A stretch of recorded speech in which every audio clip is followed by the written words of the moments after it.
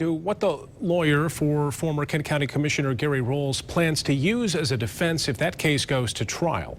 Rolls is facing a sexual abuse charge, and 24 Hour News 8's Joe LaFurgey has been looking through court documents to find out where the defense will make their stand.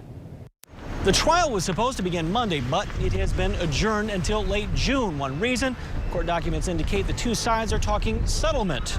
In other words, a plea deal may be in the works.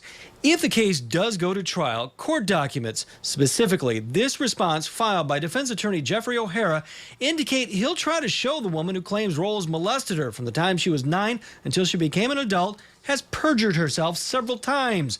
Quoting here, each one of these lies involves sexual allegations against the defendant, O'Hara writes. The victim described the alleged crimes during a 2012 court hearing over a personal protection order she'd taken out against Rolls.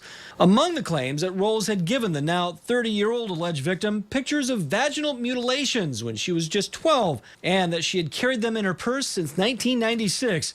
But according to O'Hara's filing, the pictures were examined by experts with the U.S. Secret Service, which determined the earliest date the paper those photos were printed on was created no earlier than 2004. The photos themselves had been deliberately crinkled and crushed and bent to make it look like she had carried them in her purse every day since she was 12, O'Hara writes. He claims there's proof the alleged victim lied on a number of other occasions.